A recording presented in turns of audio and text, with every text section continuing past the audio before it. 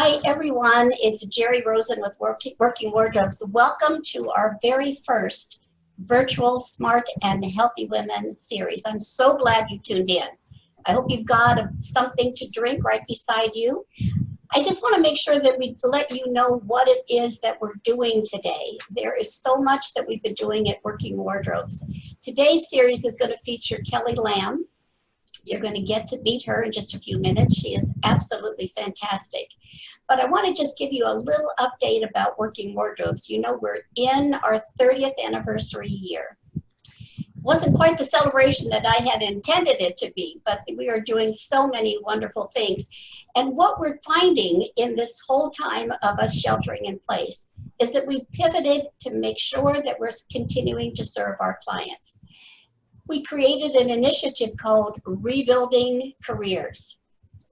This is needed more than ever. When you start to think about what we've done in 30 years to help over 105,000 men, women, young adults, and veterans get back on their feet and have the tools and the techniques to be successful in the workforce, this is needed now more than ever.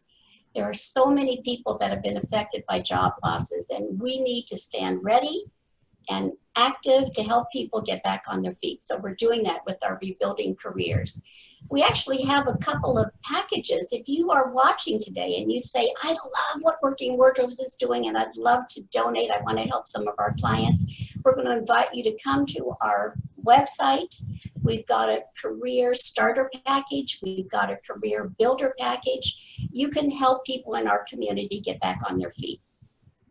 But there's so much more that we want to talk about that's been going on. So certainly we've been doing a lot of these workshops, our Rebuilding Careers workshops for sure. And because our stores are now closed, like all of retail, we've gone online.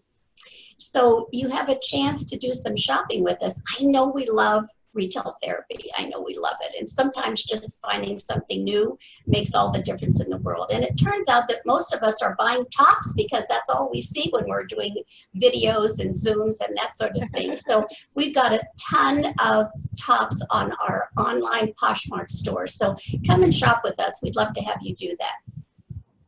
Now, we've been forming partnerships for 30 years, and we've got some new partnerships that we're really excited to share with you today. We've got a partnership with an organization called HEST. Two wonderful creative women, Michaela and Devin, are doing some great things. And because this is just the day after Earth Day, we're going to talk about how green their concept is. They're talking about a lifestyle brand, but they have a charity component. And what they're doing is taking some of the clothing that we get donated that is not in great condition, and they are going to salvage it, and they're making extraordinary pieces. I'm going to show you just a few. They're making these wonderful pouches. How great is that? They're making messenger bags. Oh my goodness. These are amazing. And when you think about it, this is a man's suit. It's so much fun. And then, because we're all in this pandemic together, they are doing masks with shirting. Oh my goodness, they're going to sell these in packs of 5. They're only $14 for each mask.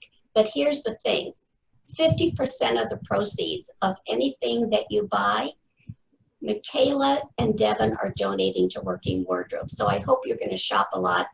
You can go to Michaela's Instagram page or email her. We'd love to have you do that. Now, one more partner I have to talk to you about. This is unbelievable. Wonderful man by the name of Peter Swanson, who wanted to donate his clothes. Obviously, we're closed right now. I said, Peter, please hang on to your good clothes. Keep them clean and on hangers. Please don't put your clothes in trash bags. Keep them on hangers. And he said, Jerri, I'm happy to do that. He said, I know your team is working really hard. He said, do you think they'd enjoy a couple of bottles of something fine to drink? He said, I'm the general manager of Orange Coast Winery. Oh, wow.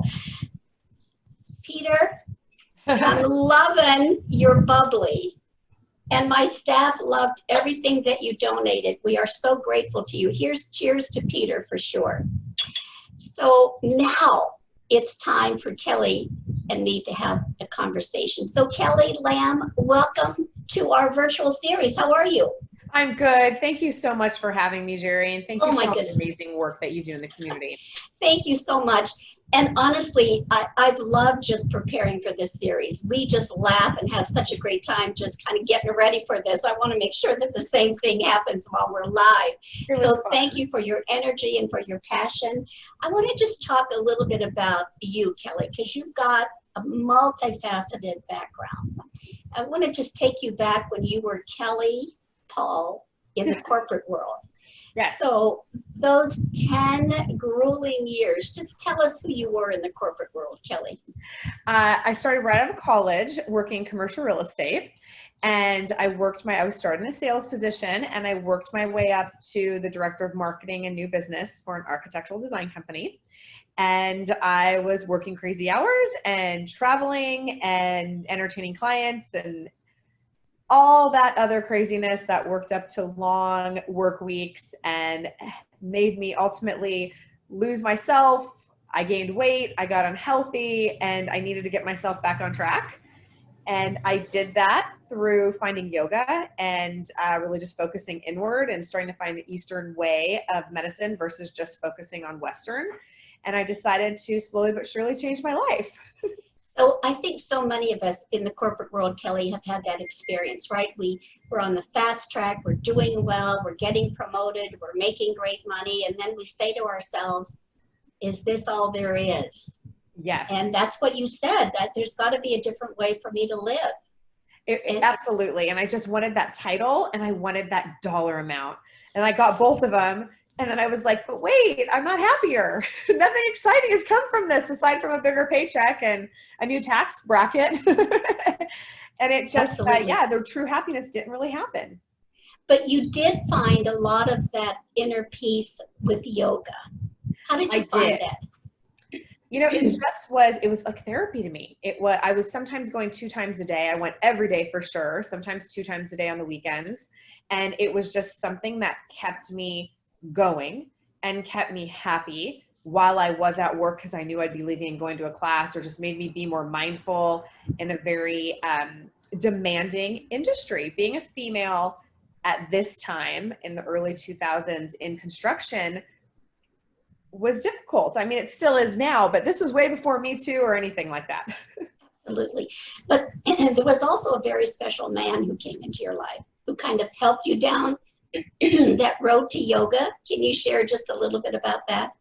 Yeah, my husband, Wing, and I met, I guess, about 14 years ago. And he had asked me, he knew I was having a hard time with work and where I just was at in my life. And he asked me, what makes you happy? And the only thing I could answer back was yoga. And long story short, as I shared with you, we were actually at a charity event, and there was become a yoga instructor on the silent auction. And he put my name down on it and said, you need to do this. And we were just started dating. And I was a little nervous, and he goes, oh, someone will bid against you. No one bid against me. So I ended up buying this package, and I thought to myself, well, I'm not going to let it go to waste. So while still working full time and traveling for business, I ended up doing the yoga teacher training through Yoga Works. And that was before yoga teaching was super popular. This was just, it was raw. It was real. And it was life-changing. And yeah, Wing was the one who helped direct me that direction. And here we are now, 14 years later. But then there was another person who came into your life, Kelly, that you decided you wanted to write a business plan to do something different with your life. And I love that, because so many of us in the corporate world said, look, we don't really want to do that anymore. We want to find our own glass ceiling, whether it's a nonprofit or whether it's a for-profit. And you found someone to help you write or fund the writing of a business plan. Yes. Wow. That was truly amazing. And it was a girlfriend who, she's actually my son's godmother. And she decided that she turned 50 and she was in construction, but on the home building side. And she said, you know, when I grow up, I want to be like you, Kelly. And I said, funny you said that. I have been building this business plan on the side. And I gave it to her to review, and she loved it. And so kindly, she gave me a loan. I promised her I'd pay her back in a year, and I paid her back in 6 months, and we've been rolling ever since. So I have some words that I want to share with our audience about how to describe you, Kelly Lamb. And then you added something. So my words for you were you are a wife, you're a mother to Levi, you're a wonderful friend, you're a businesswoman, you're an author, you're a speaker. What else are you, Kelly Lamb? Well, my comment to you was a badass. Exactly. Exactly. So let's talk about that, because not everybody does yoga. Not everybody looks fabulous. And this series is really designed for those of us who are sheltering at home to figure out how we can maybe not put on weight. So you came up with this great title, The Quarantine 15. Yes. And I said, Kelly, I will be your poster child. So I know I've got at least another 3 or 4 more weeks because I need the time. But let's talk about what's the psyche of those of us that are at home. What makes us spend more time in the kitchen and keep going back and forth to the refrigerator? I think it's comforting. And when you're home, it's easy to go to the refrigerator. When you're at the office, it's not. You probably, you either go to lunch or maybe you pack a lunch. I've always been a lunch packer myself, so I just eat from my lunch pail of sorts. And when you're at home, you don't have to have that lunch pail. You've got the refrigerator at your hands at all times. And food's comforting. It's comforting. So I just want to share one of the tips that you gave me, that if I'm going to go into the kitchen and I'm going to go into the refrigerator, I need to do some push-ups against my counter. Sort of like, this is my pay to get to the refrigerator. So yes. I'm now up to 80 a day push-ups on my counter. Great. So it hasn't exactly stopped me from going into the refrigerator, but at least I'm being a little more cautious and a little more conscious about, okay, I need to pay myself. I need to do something for me. So, we have to think about, there's a whole ton of diets out there, right? There are people that are promoting all kinds of diets. Is there something inherently wrong with the word diet? What can we use as something that is different than saying I've got to go on a diet?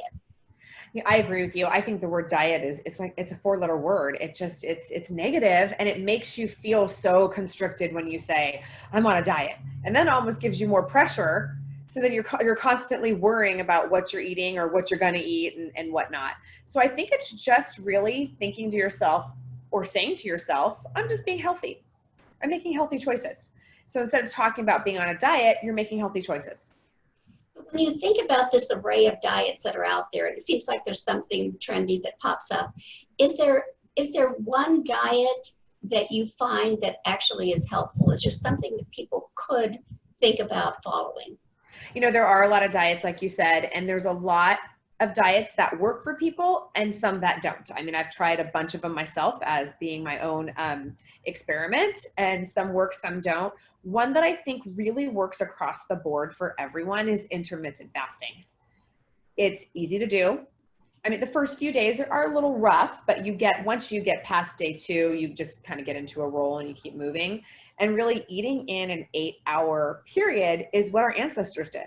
They ate while it was light outside. And other times they were sleeping and resting. Think about back in the 1900s when the radio was on. That's ultimately when people were eating. So give us some more feedback about intermittent dieting, because that sounds like it could be simple. Do you use the same hours each day, and why does that work? That's my question. So you use the same hours in each day. So when I've been intermittent fasting actually since this whole sheltering at home started. And I start eating every day at noon and I finish by 8 p.m. So I eat an 8-hour window. And what happens is you end up actually eating less because you're eating in a less amount of time than you normally would. If you say you start breakfast at 6 or 7 a.m. and then you finish dinner by 7, 8 p.m., and which means you end up eating less, but it gives your body time to be able to truly and properly digest everything. And that's what the most important part is. When you overeat and eat just too much throughout the day, it's a lot of work for your body to break all that down. So how does that psych with we have to have breakfast in the morning, we have to break that fast from the night before. You don't eat until noon. What do you do in those hours from 6 until noon. Do you sleep Well, in? What do you do, yeah. Kelly? So I sleep till 11:59. No, I'm just kidding. You know, it's funny because that was what my biggest problem was. My biggest concern was because I work out every morning. I thought, oh, I always have to eat something before I work out or I won't be able to. And it was quite nerve-wracking for me. But once I started, I noticed that I really didn't need it. So what I do is I wake up and I drink water immediately, and that just naturally fills you up. And then I will go for, right now, I'm going for a jog because obviously gyms and whatnot aren't opening. So I go for a jog, and then I come home and I drink another large glass of water, and then I just go straight to tea or coffee and plain, nothing added to it. And I drink that up until noon. And like I said, the first 2 days were hard. I was hungry. It was 11:45 and I was like, I'm starting to make lunch now and I'm going to have it ready exactly at 12 o'clock. But after, like, once I hit day 3, it's not a problem at all. So let me ask you about water, because this sort of is a big issue for you. And we've talked about how much water to drink. I want to just talk about, what are you drinking, by the way? That looks really, really good. Okay, so I was going to make the berry cocktail that we sent out to everyone, but we, in true quarantine fashion, I'm not letting anything go to waste. And we had a watermelon that was just about to go bad. So Wing actually did it for me. He blended up the watermelon and made juice out of it. And we put a little vodka and soda water and a squeeze of lemon. Okay, so the magical ingredient, vodka, Yeah, vodka. Right? Absolutely. Absolutely. So I'm still drinking while intermittent fasting. Let me just go ahead and keep that open and honest. Right. And I'm sure there's a lot of water when the ice melts, right? I mean, you're saying absolutely, absolutely. So water, water, water. I mean, you said, Jerri, you need to drink half your body weight. I'm not going to tell you what my body weight is, but that's a lot of water. How do we do that?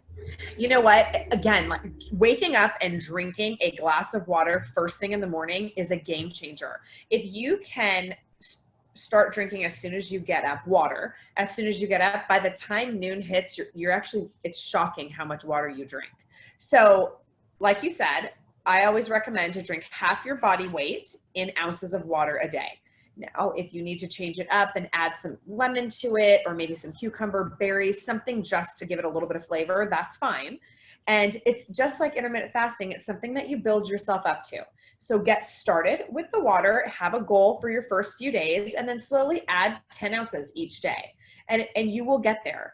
I have a Yeti that I keep with me, and it's a 32-ounce Yeti. So I know how many I have to drink by the end of the day. And I also know the later in the day that I drink water, the more times I'm up in the middle of the night. Like, age gets you, right? You're getting up to go to the bathroom and you want to sleep. So I start the earlier in the day so that it makes it easier by the end of the day. Okay, so that's an interesting tip, because you're starting with maybe 32 ounces between 6 a.m. and noon. Oh, so yeah. Let's talk a little bit about, sometimes we need a little help with the water, right? We need a little flavoring for the water. Yes. And you have some wonderful recipe that you shared with me that has ingredients like ginger and so forth. What do you put together? Okay, so I have a few little things that I love to put together. One is I take ginger, and I like organic ginger. I scrub it really good with, you know, like a good Brillo pad, just your green pad that you keep in your sink. And I rough peel it, break it up, put it in a standard crock pot with water. And I let it go overnight, and it makes ginger water ultimately. Now during the winter, it's lovely if you throw some organic lemon and some cinnamon sticks in it, because then you have like a ginger tea, and it's nice to drink warm. But now that it's getting warm outside and you may not want to drink hot tea, I like to take the ginger water, put it in ice cube trays and freeze it. And then I put the ginger ice cubes in my water. And ginger has so many great benefits already. It helps your digestion. It's a natural diuretic, so it's going to help with water retention. It's great for your skin. There's just so many wonderful benefits. It's great for immunity, so it's fabulous this time with everything going on with coronavirus. So I make one of those batches, pour it into my ice cube trays, and then I use that throughout the week in my water. And then maybe if I want to make a kombucha cocktail at night, I throw it in kombucha and vodka. depending on the evening. We know that vodka keeps cropping up in our conversation, Kelly, which I love. Because actually, there is a vodka with ginger. And Yeah. I'm sure that there's a medically sound reason why we should be drinking that, right? I mean, ginger and vodka, it's going to make us healthier and happier, right? And that's Yes, definitely. exactly. Healthy and happy. But I love the ginger. It's great. We also have a recipe for a detox tea that's we're going to send over to everyone who's online listening now. And that's a great thing to drink cold or iced. You can even make it sun tea out of it. Just different things to kind of help. Like I said, you need to have those however many ounces of water that is a day for your body weight, and your tea is on top of it. But if you're drinking water with ginger or with cucumber slices, that's fine. That counts as your water. So you suggested to me that I drink dandelion tea, and I bought 2 canisters. I got it in the mail. It is the most delicious tea, and I don't drink anything that has, excuse me, caffeine in it. This is so good.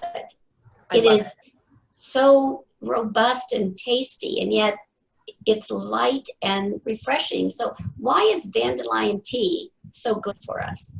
It's very similar to ginger. It's a great digestive, great for your metabolism, a natural diuretic, so it helps with water retention.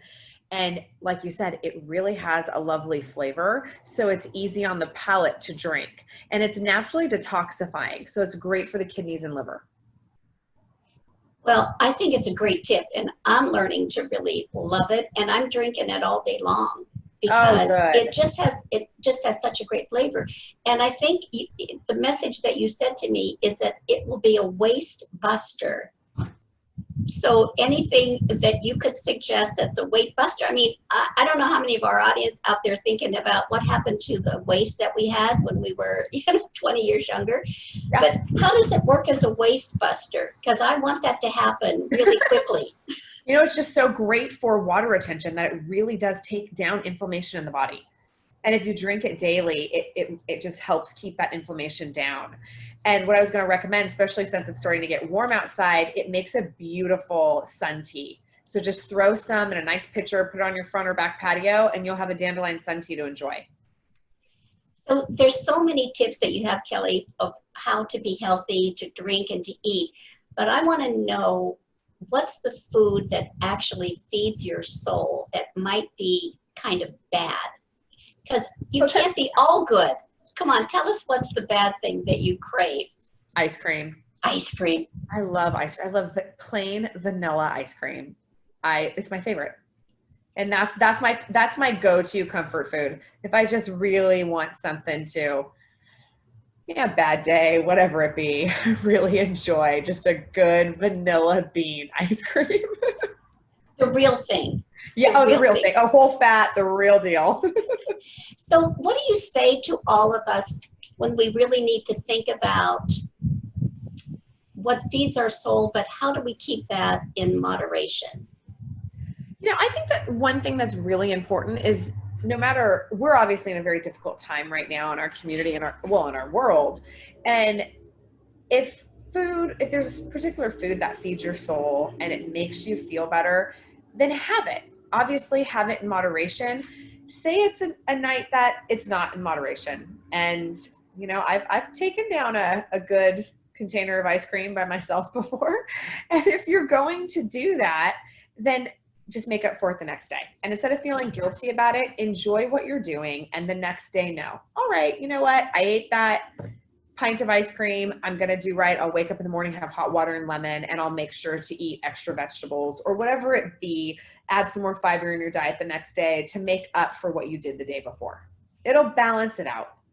I think that's so important that we just, regardless of what we're going through, this is obviously really difficult and challenging, but we just don't want to deny ourselves just those simple pleasures, right? I mean, we have things that make us happy, but if we can balance that, right? And maybe we don't have to have the gallon, maybe we can have a pint. Yeah, absolutely. Yeah. Exactly. Put it in a cup instead of eating it out of the container. Got it. But Kelly, I think there's so many issues that we're all facing now that we're sheltering at home. And I want us to be really authentic about this. I know that there are many of us that have fears around what is going on. We want to feel safe. We want to feel healthy.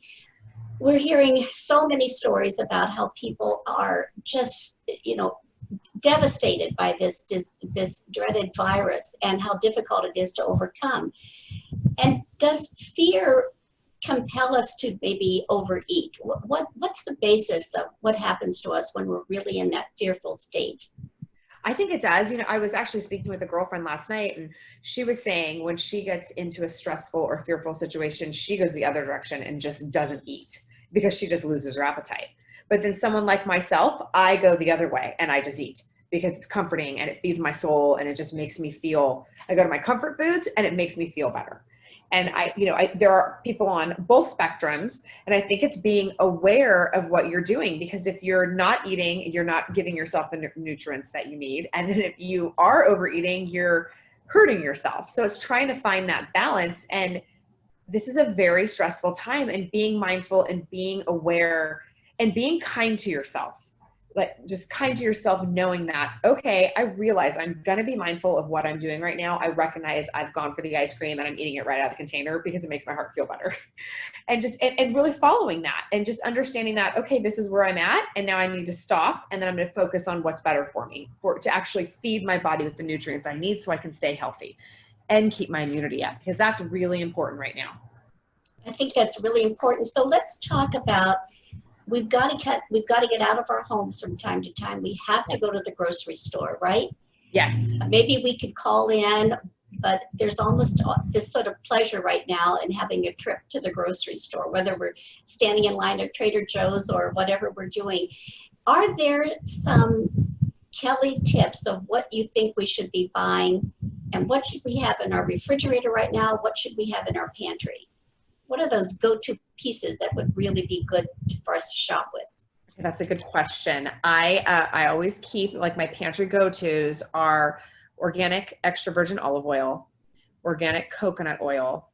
I always have avocados and lemons in the house, and Himalayan salt.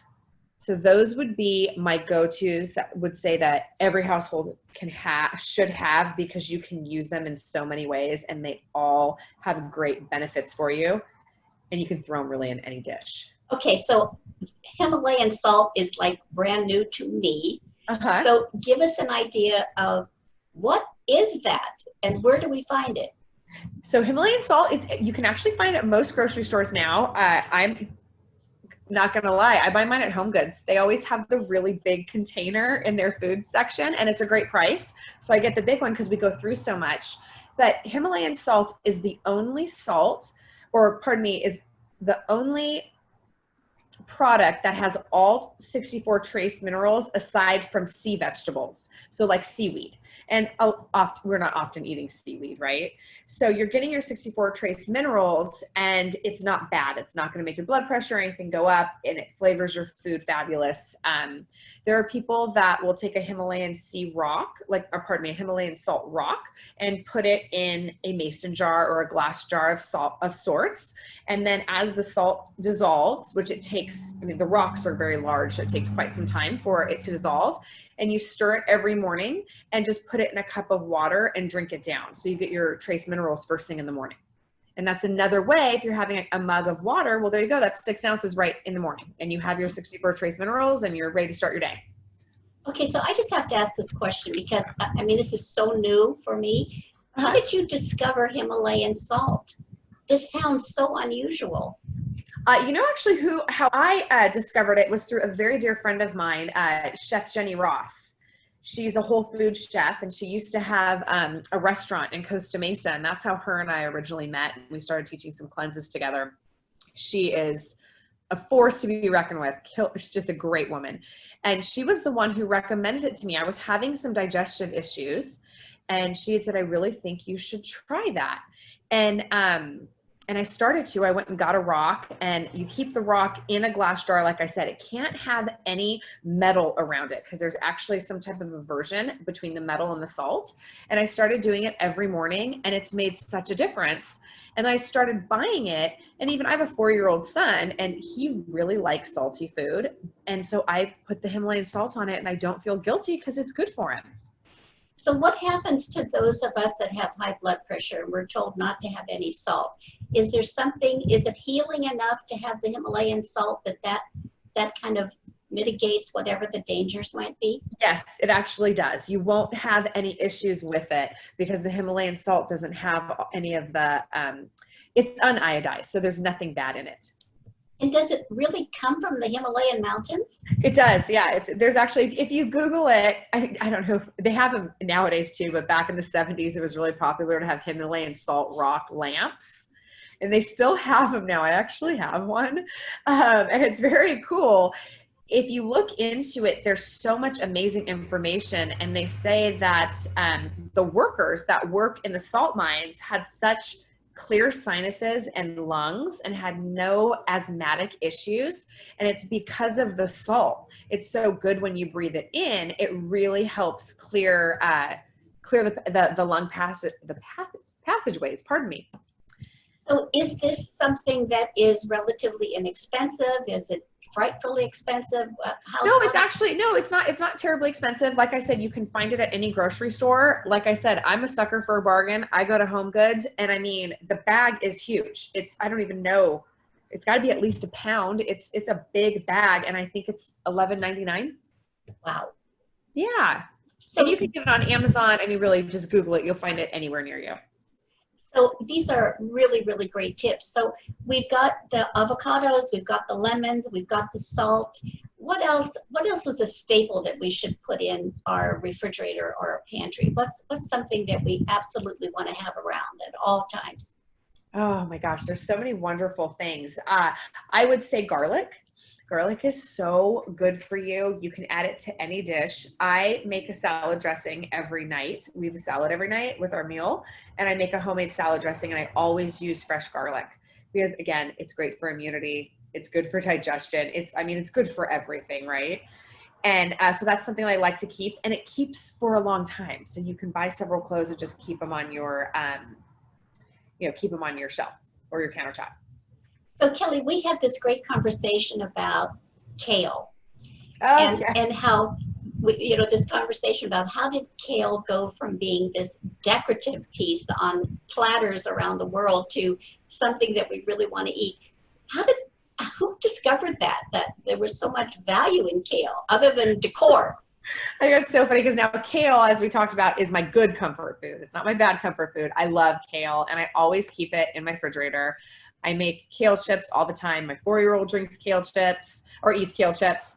I don't know who all of a sudden decided we are going to take kale and bring it out mainstream, but whoever it was, that farmer, whoever it be, I need to thank him because it is such a staple for every refrigerator. It's so healthy for you. There's so many great nutrients, and it's high in protein because it's a dark leafy green. So there's about 5 grams of protein in a cup of kale, and it's so great for your digestive system. So if you're going to make a homemade salad dressing and toss up with some kale, makes a great salad. Or if you bake them with a little bit of olive oil and some salt, then you have kale chips and it's delicious. Or throw it in the morning into your smoothie. So you have an absolutely wonderful young son named Levi, 4 Yes. years old. How did you get him to love kale? I'm sure anyone who's got kids under the age of 25 would love to know the answer to that. You know what? I just make kale chips several times a week. And right about when he turned about a year ago and turned about 3.5, he was like, "Mommy, what's that? What are you eating? I want some." And now literally every time I make it, I have to make 2 batches because he fights me over it. He'll eat a whole batch by himself. He loves it. So does he eat anything bad, or does he follow your path?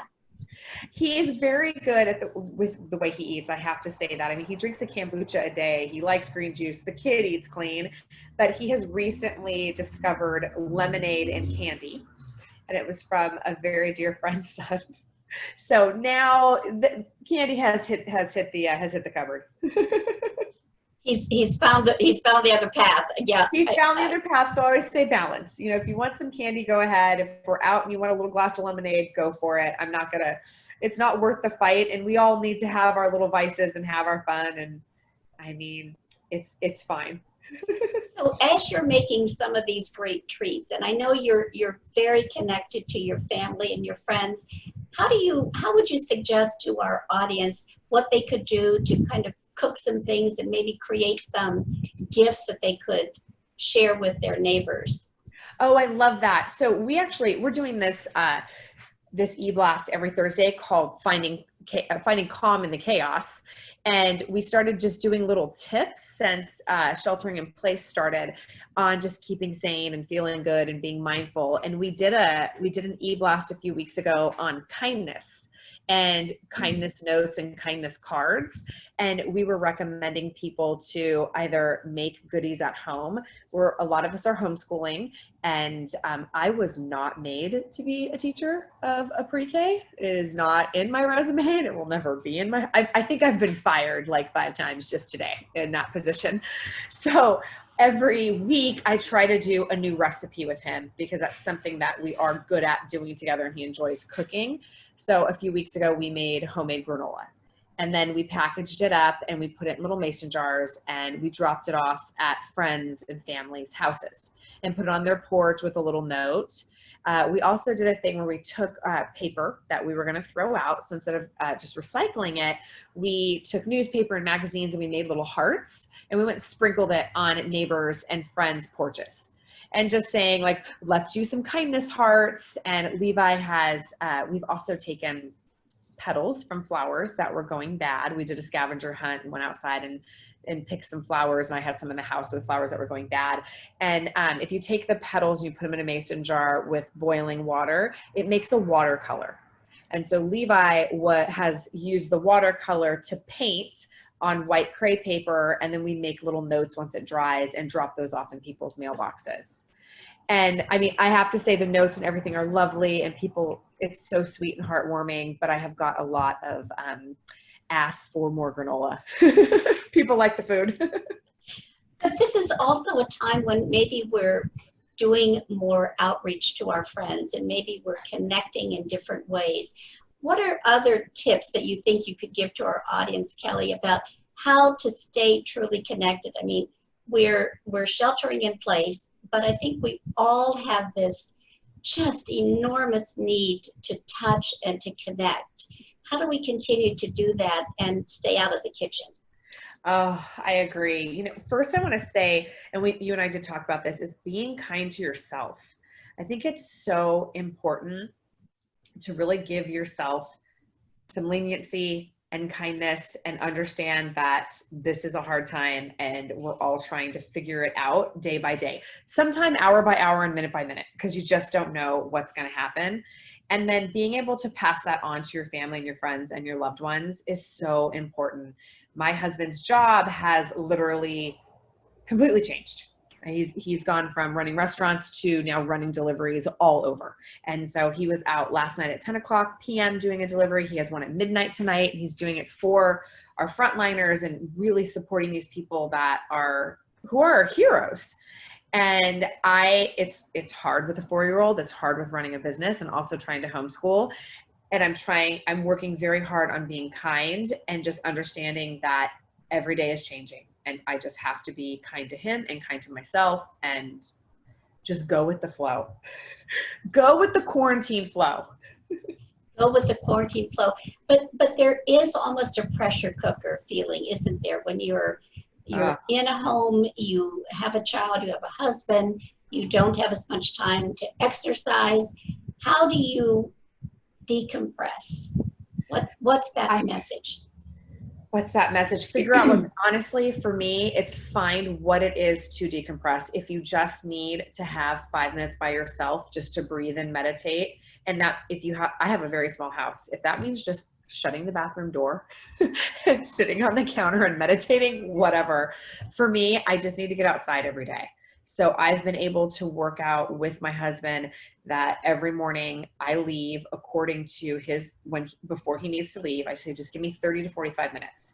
And I just go outside and I do a little jog, and that's my time. And that's how I work on being healthy. And then I feel like I can do better at being the homeschooler and the business owner and what I'm doing. I've also, in order to incorporate some workouts at home, I have been utilizing some of the free online workouts, and I've incorporated my son. So we do fun things like, all right, come on, time to lift weights. And we do things together. Or I'll stop midday and say, all right, dance party. And I'll turn some music on and crank it up as loud as I can. And we run around the house and dance. And our neighbors probably think that we're crazy. And I'm rocking out to like Benny and the Jets, and Levi's on the couch dancing and jumping off. But it's things like that we do in order just to keep things light. And speaking of light, I'm sort of struck by the number of wonderful videos and cartoons and messages that are coming on. It's like this is a time when people have gotten very creative. The humor is something that is extraordinary. Great. And I am amazed at what I'm getting on emails from friends that, I stand at my computer and I just laugh out loud. They are so funny. So there's an upside to all this, isn't there? That people are actually saying we need to bring humor into our lives. Yes. And recognizing that having fun is good for the soul and laughing is good for the soul. Absolutely. So you mentioned that you do some of the videos that are online. What do you think about these workout tapes or the workout series that are online? There's so many opportunities for people to tune in. Do you have any concerns about any problems that people could run into, or that they could potentially hurt themselves while they're watching a video? Yeah, that definitely makes me nervous. I have been using the Peloton app, and every class that I've taken so far, they've been very good about talking about where your body alignment should be. So I think that's great. I'm not sure about other apps. That is something that people need to be very focused on, their body awareness and knowing where their alignment is. If something hurts, obviously stop, and knowing that there's always modifications. And the thing that is nice, you can take the time and literally just Google modification for, say you're doing a lunge, modification for a lunge. And there's enough visuals out there that they'll show you modifications. So it's being aware of that. So what about the apps that you could have on your phone that give you information about how to meditate? Are apps on the phone something that you might recommend to our viewers? Absolutely. I think they're wonderful. And there's some great apps as well that help with meditation and others that help to sleep. I think they're fabulous. Peloton also has one that helps for sleep, which I have recently used and I thought it was great. I know there's one called Headspace that I've used in the past, and it's fabulous. I recently just came across, and these are ones that I've just found myself and just utilized. I found Goldie Hawn has one for children, and I didn't know that. I just recently, last week, found this out, and I started doing research on it, and it's wonderful. It's to help children calm anxiety to go to sleep. So there's stuff out there for not only yourself, but also for your kids. So some of our viewers, Kelly, may be living alone, and we've talked a lot about issues around fear, and there is truly this sense of isolation, I think, that people can feel if they're alone. Yes. Are there some tips that you might suggest? Are there any ideas that you could provide? Do we think about journaling? Do we think about, how do we make this time rich for ourselves? What do we do that can really feed our souls? I think the number one thing is to get outside. Vitamin D is so good for you. Get outside, get walking, just absorb the sunshine, get the vitamin D. That's just a natural mood booster, number one. And obviously the movement's going to help. I also think journaling is great, and same with meditation. A lot of people, I'm not the best meditator. I do it. I'm not the best at it. I get monkey brain. I can't get myself back, but I do find myself, there's certain spaces that I actually can meditate in. And this is going to sound crazy odd, but I can completely meditate in a grocery store. And I have friends tell me that they've seen me in the grocery store and they've tried to say hi to me. And I was so like deep into it because I just like walk down the aisles, I read labels, and I just go totally into this zone. And I had talked to a mentor of mine and she said, oh, meditation doesn't mean you have to just sit with your legs crossed and keep your eyes open or close your eyes and meditate. You can actually meditate in different places and spaces. And so I think just finding what that meditative state is for you. So do we find you in the meat counter or the fruit stand or the bread aisle? Where does this happen for you most often? All the outer aisles, you'll see me just walking. Any new product section, I tend to like hang out there for a little while.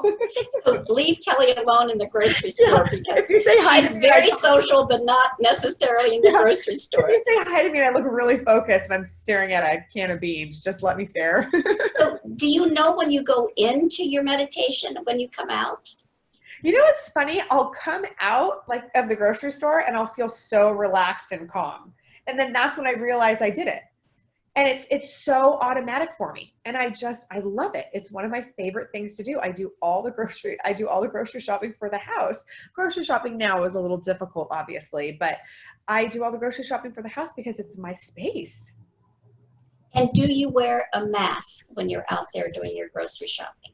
Yes, now I do. We started a few weeks ago wearing masks, and I took Levi to the store, I guess it was last week for the first time, and I had him wear a mask as well, which was a little difficult. And we talked about that it felt scary and, it wasn't comfortable. And then we worked through it. And I took him again this weekend because I want him just to kind of get used to it. And he was fine his second time. But it's a different experience. It is, and I just want to make sure that everybody knows that the ladies from Hest are doing some really beautiful masks with shirting. So, at Working Wardrobes, we always have a wardrobe of things, right? And so they're all different colors that you might enjoy that kind of touch bases with what it is that you're wearing. Because I think this is all new territory for us, and I think there's some fear just in putting something over your face. Can you breathe enough? I mean, I've seen some strange pictures of people that have kind of a plastic shield over themselves. Somebody had this enormous water bottle over their heads. I think people are thinking, how do I take care of myself? How do I best protect myself right now? And you're giving us some tips how we protect ourselves on the inside, but there's also this issue of how do we protect ourselves on the outside. Absolutely. So when you are outside doing your 45 minutes, do you also don a mask when you're outside, Kelly?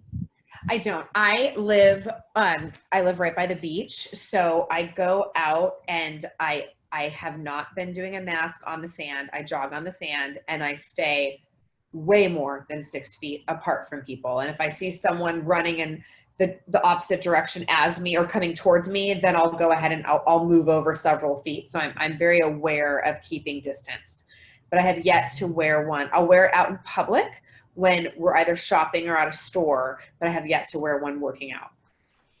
So, we started talking at the beginning of the show about your path to putting together the whole purpose, this business plan that your friend supported you in putting together.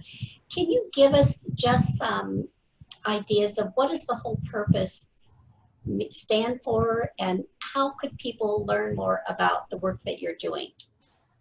The whole purpose is, it's really, we called it the whole purpose because, or I named it the whole purpose because I just imagined this beautiful circle. And that's our logo is a circle, hence that vision I had of just everything that makes people happy and healthy. And when I was in the corporate space, I lost happiness and I lost being healthy. And then as I started to refine myself and refine my health, that's when I recognized if I could keep people happy in the corporate workplace and healthy, then so much would change. And to be honest, if there was corporate wellness when I was in commercial real estate and I had that, opportunity at my office, I don't know if I would ever have left. And it's funny because I look back at it now, and the person I was then to the person I am now are obviously two different people.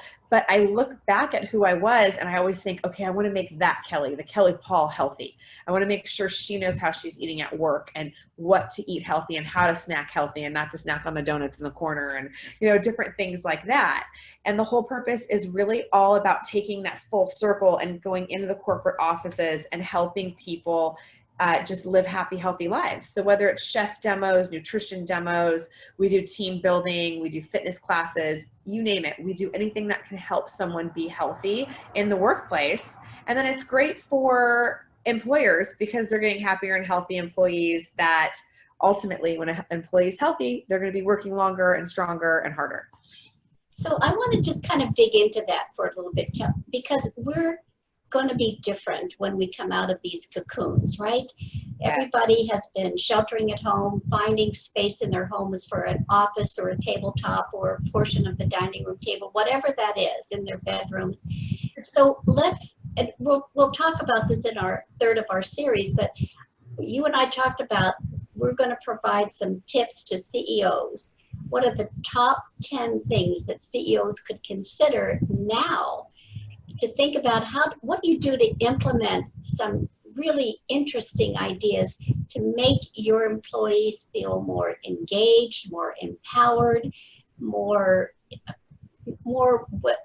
thought of? How do you value your employees coming out of this situation so that they feel more connected to the company? But I think this is a time for CEOs to really reevaluate their culture. Absolutely. And how do they balance that culture and still ensure that there's productivity in their company? So do you have a couple of those tips? And we'll kind of aggregate those over the 3 sessions. CEO tips, we're going to have our top 10. What are the couple ones that you want to share on this first of our series? I really think it's about focusing within and finding what you can do as a CEO to show that you care about your employees. Employees are going to be coming back in the workplace. There's going to be a lot of fear. I think a lot of people are going to have PTSD and just anxiety from all of this. Think about workplace lunches or conference room tables. It's all going to look different. It's not going to be what it was at the beginning of the year. And so just all of that is change, and all of us have a hard time dealing with that change. So what can you give your employees to help them easily work with that change? And obviously for us, we believe in wellness, and anything you can do to keep an employee well in the workplace, they are then going to utilize there, and they'll bring it back to their families and then teach their families and their community, which then just spreads the word of wellness even more. And what about this issue, Kelly, since we've been working at home and we're finding some jobs obviously can have some flex time? Are there tips that CEOs need to consider to offer some flexibility in the work week? Can employees actually be more productive if you give them some flex time in their schedules? I believe that. I really do. Back in the day, 10, 15 years ago, there was the row system. It's still out there, but it's where people had to work ultimately 40 hours a week, but they got to choose how they worked it, whether it was in the office, not in the office, and what times during the day they wanted to work. And there's so many statistics showing how effective that is. Obviously, there's some industries that they have to be at the office, but those that don't, to be able to allow employees to be able to have a little more flexibility. I was speaking to a CEO of a marketing agency earlier over the weekend, and he was saying that he has seen so much more productivity out of his employees now that we've been in sheltering in place than when they were in the office, that he's decided he's already going to Flex Fridays. He's calling them free Fridays, and no one has to be in the office on Fridays if they don't want to come in. So I think there's an issue also for many CEOs to really feel that they can trust their employees to be on purpose and to fulfill the objectives that they have. But it's a different way of managing staff, I would think. And so if a CEO said, gee, I don't know what I want to do, who do they call Kelly Lamb at the Whole Purpose to make this a little easier for themselves? Give me a jingle and I'll help out. But it's true, and it's ways of playing with it and understanding the employees and trying, understanding what they need and where they're at and how they're feeling as this transition is going on. It's going to need to be a mindful transition. Yes. And a company like The Whole Purpose, we are able to help with that. We are here to help people. So give us the website, Kelly, so people can go right now to the website and get some information. It's thewholepurpose.com.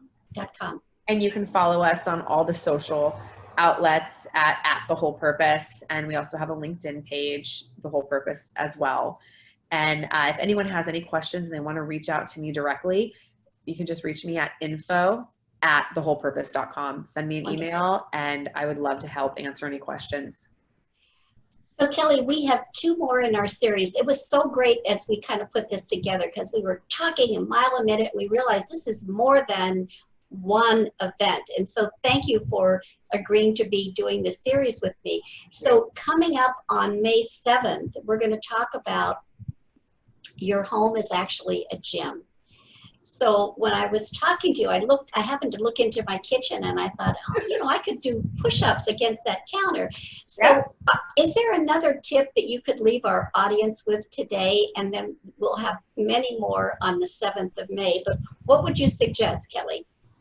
Okay, I've got 2 things. You can use soup cans for weights. And you honestly, 1 to 2 pound weights, you can do the best arm exercise to tone up your arms. You do not need anything heavy. So soup cans are great. So Campbell's soup, is that what we want to do? Campbell's soup? Is that what you're saying? Absolutely. Or I always have garbanzo beans in my pantry. So I'll take my garbanzo beans, whatever it is. And one other thing, and I know a lot of people have stocked up on water. If you have a gallon of water, even like the one with the handle, like preferably with the handle, you can use that and do squats and hold it at your chest because it just adds a little extra weight to help while you're squatting. So you can kind of keep your backside high and tight.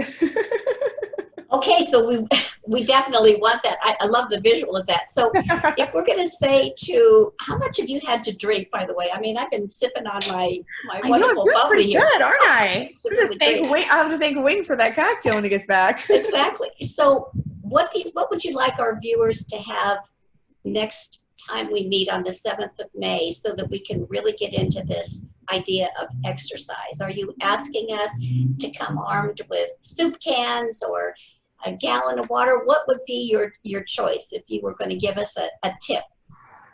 Let's say soup cans, 2 soup cans, and any questions that they may have on how to use different items in their house, like their coffee table or their ottoman or exercises you can do on your couch, anything like that. Because you can do an exercise anywhere in your house. So we can get creative, people. We are going to get creative. So everyone, May 7th, we're going to be back with Kelly Lamb, and we're going to turn our homes into a gym, but it's going to be fun. This isn't going to be punitive. These are just some things that you can consider doing, and you know that you can picture me in my kitchen doing push-ups every time I go to the kitchen. Thank you for that tip, Kelly. Great. And then we're going to be back for our 3rd session with Kelly on the 21st of May, and we're going to be talking about this very mindful transition from our cocoons back into the world. And it could be to an office, it could be to school, it could be to any number of these transitions that we have to make. But I think it's very important that we also hear from you, our viewers, and there are hundreds of viewers who tuned in today, Kelly. We're really excited about people that tuned in. We'd love to hear from you. And we want people to know that we're going to follow up with a letter to all of you. We're going to follow up with a Survey Monkey so we can hear your comments. We hope that you have enjoyed it. Kelly, you are a marvelous, marvelous person to interview. I thank you so much for being on the other end of this call. And I want to thank everyone who has tuned in today and who has given us their time. If you are cocooning and want to donate to Working Wardrobes and you want to donate clothes, I want to ask you to do 2 things for me. Save them, put them on hangers, clean or dry clean, machine wash or dry clean. Please don't put your clothes in trash bags. Our program is designed to uplift our clients and to provide the sense of dignity. So clothes and trash bags don't talk about dignity. And particularly in this time when we're dealing with the virus, we want to ask you to please put your clothes on hangers. Our goal is to have our donation center open in June. I'm hoping that when we're back together again here on May 7th, that I'll have news about where we're going to be. We're very close to making a couple of real estate deals happen. So we're very much on the move with Working Wardrobes and getting back on our feet. And if there is anything that we can do to keep you happy and informed and engaged between now and the 7th of May, please send us an email. You'll be hearing from us tomorrow morning with a follow-up letter with all of Kelly's tips about the detox tea and the salad dressing and the items that you should have in your kitchen and in your pantry. Kelly, thank you so much for being with us today. And thanks everybody for tuning in. And here's another cheer to Peter Swanson, Orange Coast Winery. Love you, Peter. Cheers, Kelly. Cheers. Thank you so much, everyone, for tuning in. We appreciate you all so much. Absolutely. Have a great rest of your day, everybody. Thank you so much. Take care.